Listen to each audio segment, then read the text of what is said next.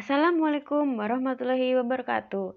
Perkenalkan, nama saya Jelita Widya Mustika dan rekan saya Hesa Setia Maulidiva dan juga Muhammad Iksan Maulana.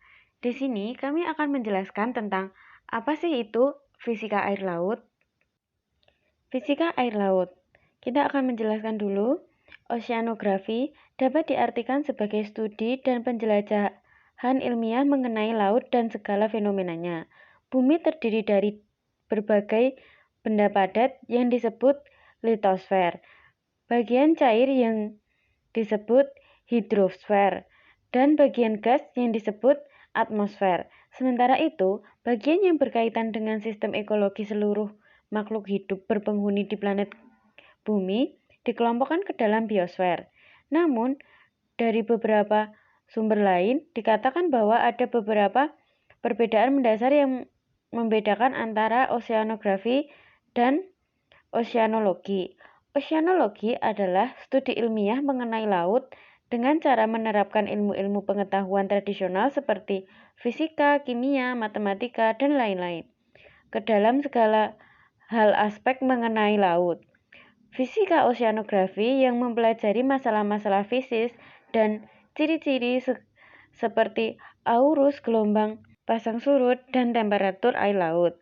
Kimia oceanografi yang mempelajari masalah-masalah kimiawi air laut dan bersangkut paut dengan susunan air laut, siklus biokimia yang berpengaruh akan itu. Yang terakhir, biologi oceanografi yang mempelajari masalah-masalah yang berkaitan dengan flora dan fauna yang ada di laut, yang juga termasuk dalam siklus kehidupannya dan produksi pangan. Slide selanjutnya, oceanografi pun vital dalam pemahaman efek pencemaran pada perairan lautan dan pemeliharaan kualitas perairan samudra terhadap tuntunan manusia dibuat padanya yang kian menambah. Studi menyeluruh mengenai laut dimulai pertama kali dengan dilakukan ekspedisi Challenger yang dipimpin oleh naturalis bernama J.W. Istilah oceanografi sendiri digunakan oleh mereka dalam laporan yang meneliti tentang Murray, salah satu lembaga penelitian kelautan yang tertua di Indonesia adalah Pusat Penelitian Oceanografi yang berada di bawah Lembaga Ilmu Pengetahuan Indonesia yang dulu namanya adalah Lembaga Oceanologi. Cikal bakal dari lembaga penelitian ini dulu bernama Zoologist Museum and Laboratorium de Butzel Zorn yang didirikan pada tahun 1905.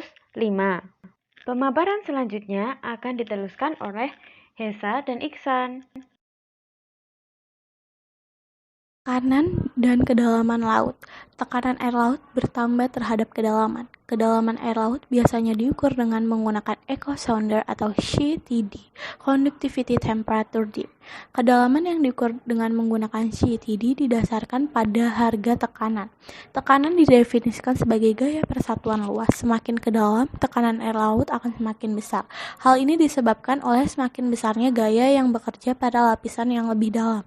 Satuan dari tekanan pada CGS adalah Dines per centimeter kuadrat, sedangkan dalam MKS adalah Newton per meter kuadrat. 1 Pascal sama dengan 1 Newton per meter kuadrat. Dalam oceanografi, satuan tekanan yang digunakan adalah desibar, disingkat dbar, di mana 1 dbar sama dengan 10 pangkat min 1 bar sama dengan 105 Dines per centimeter kuadrat sama dengan 104 Pascal. Gaya akibat tekanan bekerja dari tekanan yang berbeda pada satu titik ke titik lainnya.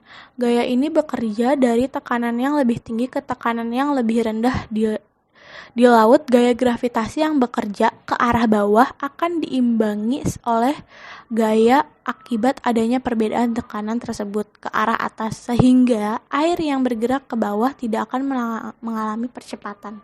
Tekanan pada satu kedalaman bergantung pada massa air yang berada di atasnya. Persamaan yang digunakan untuk mengukur harga kedalaman dari harga tekanan adalah persamaan hidrostatis, yaitu adalah dP sama dengan P dikali G dikali DH. Keterangannya yaitu dP sebagai perubahan tekanan, P sebagai densitas air laut, G sama dengan percepatan gravitasi, dan DH itu merupakan perubahan kedalaman. Jadi jika tekanan berubah sebesar 1 di bar dengan harga percepatan gravitasi G sama dengan 9,8 meter per detik kuadrat dan densitas air laut sama dengan P sama dengan 1025 kg per meter kubik, maka perubahan kedalamannya adalah 99,55 meter. Variasi tekanan di laut berada pada kisaran 0 di permukaan sehingga 10.000 di bar di kedalaman paling dalam. Oke, yang selanjutnya itu adalah salinitas air laut. Teori asal-usul garam-garam di laut. Mula-mula diperkirakan bahwa zat-zat kimia yang menyebabkan air laut asin berasal dari darat yang dibawa oleh sungai-sungai yang mengalir ke laut. Entah itu dari pengikisan batu-batuan, darat, dari tanah longsor, dari air hujan, atau dari gejala alam lainnya yang terbawa oleh sungai ke laut. Jika hal ini benar, tentunya susunan kimiawi air laut tidak akan berbeda dengan susunan kimiawi air laut. Namun, tabel 2 menunjukkan bahwa ada perbedaan besar dalam susunan kimiawi kedua macam air tersebut. Jadi, dugaan itu tidak benar. Lalu, dari mana sebenarnya asal garam-garam tersebut? Menurut teori, zat-zat garam tersebut berasal dari dalam dasar air laut melalui proses outgassing, yakni rembesan dari kulit bumi di dasar laut yang berbentuk gas ke permukaan dasar laut. Konstituen utama itu sama dengan Cl, Na, SO4, dan Mg. Gas terlarutnya itu ada CO2, N2, dan O2. Unsur haranya itu ada Si, N, dan P. Unsur runutnya itu adalah I, Fe, Mn, Pb, dan Hg. Konstituen utama merupakan 99,7% dari seluruh zat larut dalam air laut, sedangkan sisanya 0,3% terdiri dari 3 kelompok zat lainnya. Akan tetapi, meskipun kelompok zat terakhir ini sangat kecil presentasinya, mereka banyak menentukan kehidupan di laut. Sebaliknya, kepekatan zat-zat ini banyak ditentukan oleh aktivitas kehidupan di laut. Air laut sendiri juga mengandung 3,5% garam-garaman, gas-gas terlarut, bahan-bahan organik, dan partikel-partikel tak terlarut. Keberadaan garam-garaman justru mempengaruhi sifat fisik dari air laut itu sendiri ke beberapa tingkatan, tetapi tidak menentukannya. Beberapa sifat tidak berpengaruh secara signifikan oleh salinitas. Dua sifat yang sangat ditentukan oleh jumlah garam di laut yaitu adanya daya hantar listrik dan juga tekanan osmosis. Nah, pada slide selanjutnya yaitu garam-garaman utama yang terdapat dalam air laut adalah klorida, natrium, sulfat, magnesium, kalsium, potasium, dan lainnya terdiri dari bikarbonat, bromida, asam boraks, strontium, dan fluorida. 3 sumber utama garam-garaman di laut adalah pelapukan batuan di darat, gas-gas vulkanik, dan juga sirkulasi lubang-lubang hidrotermal di laut dalam itu sendiri. Secara idealnya, salinitas itu merupakan suatu jumlah dari seluruh garam-garaman dalam garam pada setiap kilogram air laut. Secara praktisnya adalah susah untuk mengukur salinitas di air laut itu sendiri. Oleh karena itu, penentuan harga salinitas dilakukan dengan meninjau komponen yang terpenting saja, yaitu klorida. Kandungan klorida yang ditetapkan pada tahun 1902 sebagai jumlah dalam garam ion klorida pada satuan kilogram air laut jika semua halogen digantikan oleh klorida.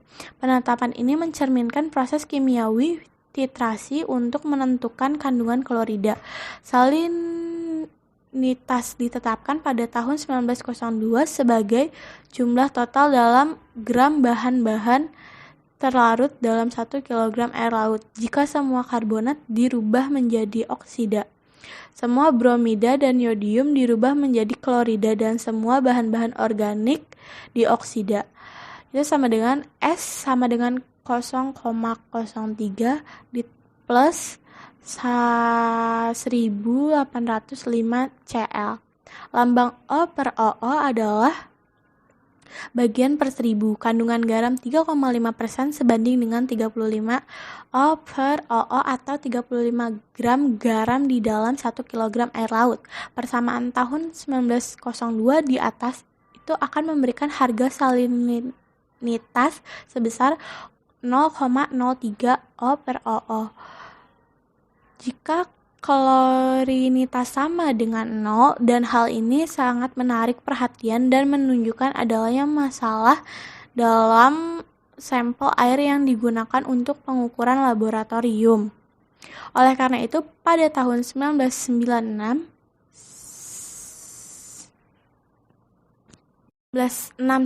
UNESCO memutuskan untuk mengulang kembali penentuan dasar hubungan antara kalorinitas dan salinitas dan memperkenalkan definisi baru yang dikenal sebagai salinitas absolut dengan rumus catatan, yaitu dari penggunaan definisi baru ini di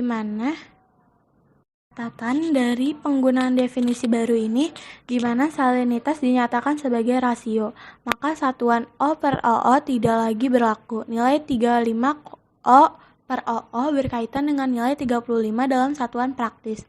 Beberapa oceanografer menggunakan satuan PISU dalam menuliskan harga salinitas yang merupakan singkatan dari Practical Salinity Unit. Karena salinitas praktis adalah rasio, maka sebenarnya ia tidak memiliki satuan. Jadi penggunaan satuan PISU sebenarnya tidak mengandung makna apapun dan tidak diperlukan. Pada kebanyakan peralatan yang ada saat ini, pengukuran harga salinitas dilakukan berdasarkan pada hasil pengukuran konduktivitas. Salinitas di daerah subpolar rendah di permukaan dan bertambah secara tetap terhadap kedalaman. Di daerah subtropis, salinitas di permukaan lebih besar di kedalaman akibat besarnya evaporasi. Di kedalaman sekitar 500 sampai 1000 meter, harga salinitasnya rendah dan kembali bertambah secara monotonik terhadap kedalaman. Sementara itu di daerah tropis, salinitas di permukaan lebih rendah daripada di kedalaman. Akibatnya tingginya presepitasi. Sebaran salinitas di laut dipengaruhi oleh berbagai faktor seperti pola sirkulasi air, penguapan, curah hujan, aliran sungai. Perairan estuaria atau daerah sekitar Kuala dapat mempunyai struktur salinitas yang kompleks karena selain merupakan pertemuan antara air tawar yang relatif lebih ringan dan air laut yang lebih berat, juga pengadukan air sangat menentukan. Beberapa kemungkinan ditunjukkan secara diagramatis pada gambar 1. Pertama adalah perairan dengan stratifikasi salinitas yang sangat kuat. Terjadi di mana air tawar merupakan lapisan yang tipis di permukaan sedangkan di bawahnya terdapat air laut. Ini bisa ditemukan di depan muara sungai yang alirannya kuat, sedangkan pengaruh pasang surut kecil. Nelayan atau pelaut di pantai Sumatera yang dalam keadaan darurat kehabisan air tawar kadang-kadang masih dapat menyeduh air tawar di lapisan tipis teratas dengan menggunakan piring bila berada di depan muara sungai besar. Kedua adalah perairan dengan stratifikasi sedang. Ini terjadi karena adanya gerak pasang surut yang menyebabkan terjadinya pengadukan pada kolam air hingga terjadi pertukaran air secara vertikal. Di permukaan air cenderung mengalir keluar, sedangkan air laut merayap masuk dari bawah. Antara keduanya terjadi percampuran. Akibatnya garis isohalin mempunyai arah yang condong keluar. Keadaan semacam ini juga biasa dijumpai di beberapa perairan estuaria di Sumatera. Di perairan lepas pantai yang dalam, angin dapat pula melakukan pengadukan di lapisan atas hingga membentuk lapisan homogen, kira-kira setebal 50-70 meter atau lebih, bergantung intensitas pengadukan. Di perairan dangkal, lapisan homogen ini berlanjut sampai ke dasar, di lapisan dengan salinitas homogen. Suhu juga menghambat percampuran antara lapisan di atas dan di bawahnya. Tempat bertemunya arus air tawar dengan arus pasang surut yang berlawanan menyebabkan suatu pengaruh yang kuat pada sedimentasi, pencampuran air, dan ciri-ciri fisika lainnya, serta membawa pengaruh besar pada biotanya. Percampuran kedua macam air tersebut menghasilkan suatu sifat fisika lingkungan khusus yang tidak sama dengan sifat air sungai maupun sifat air laut. Perubahan yang terjadi akibat adanya pasang surut mengharuskan komunitas mengadakan penyesuaian secara fisiologis dengan lingkungan sekelilingnya. Tingkat kadar garam di daerah estuaria tergantung pada pasang surut air laut, banyaknya aliran air tawar, dan arus-arus lainnya, serta topografi daerah estuaria tersebut. Model salinitas. Model salinitas adalah suatu penggambaran atas kadar garam yang terdapat pada air, baik kandungan atau perbedaannya, sehingga untuk tiap daerah dimungkinkan terdapat perbedaan model salinitasnya. Perubahan salinitas dipengaruhi oleh pasang surut dan musim. Ke arah barat, salinitas muara cenderung lebih rendah, tetapi selama musim kemarau pada saat aliran sungai berkurang, air laut dapat masuk lebih jauh ke arah darat, sehingga salinitas muara meningkat. Sebaliknya, pada musim hujan, air tawar mengalir dari sungai ke laut dalam jumlah yang lebih besar, sehingga salinitas air di muara menurun. Perbedaan salinitas dapat mengakibatkan terjadinya lidah air tawar dan pergerakan massa di muara. Perbedaan salinitas air laut dengan air sungai yang bertemu di muara menyebabkan keduanya bercampur membentuk air payau. Karena kadar garam air laut lebih besar, maka air laut cenderung bergerak di dasar perairan, sedangkan air tawar di bagian permukaan. Densitas air laut. Densitas merupakan salah satu parameter terpenting dalam mempelajari dinamika laut.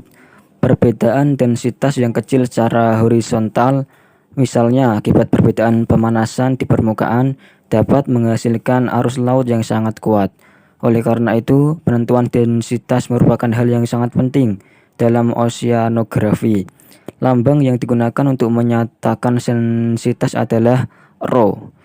Densitas air laut bergantung pada temperatur, salinitas, dan tekanan. Kebergantungan ini dikenal sebagai persamaan keadaan air laut atau equation of state of sea water.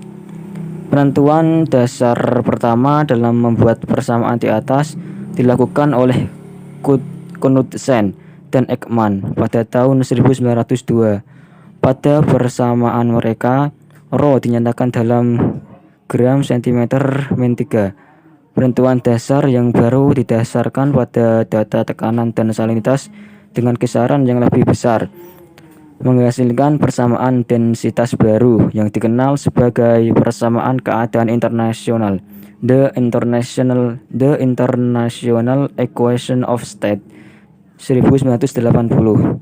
Persamaan ini menggunakan temperatur dalam OC, salinitas dari skala salinitas praktis, dan tekanan dalam bar. 1 debar sama dengan 10.000 Pascal sama dengan 10.000 Newton meter min 2. Densitas dalam persamaan ini dinyatakan dalam kilogram meter min 3. Jadi, densitas dengan harga 1,025 gram cm min 3 dalam rumusan yang lama sama dengan densitas dengan harga 1025 kg meter min 3 dalam persamaan keadaan internasional. Densitas bertambah dengan bertambahnya salinitas dan berkurangnya temperatur, kecuali pada temperatur di bawah densitas maksimum. Densitas air laut terletak pada kisaran 1025 kg meter min 3, sedangkan pada air tawar 1000 kg meter min 3. Para oceanografer biasanya menggunakan lambang oud, huruf Yunani sigma dengan subskrip T dan dibaca sigma T, untuk menyatakan densitas air laut, di mana Sigma T sama dengan Pi min 1000 dan biasanya tidak menggunakan satuan, atau seharusnya menggunakan satuan yang sama dengan rho. Densitas rata-rata air laut adalah Sigma T sama dengan 25. Aturan praktis yang dapat kita gunakan untuk menentukan perubahan densitas adalah Sigma T berubah dengan nilai yang sama jika T berubah 1 Sigma T 1 OC, S 0,1 dan rho yang sebanding dengan perubahan kedalaman 50 meter.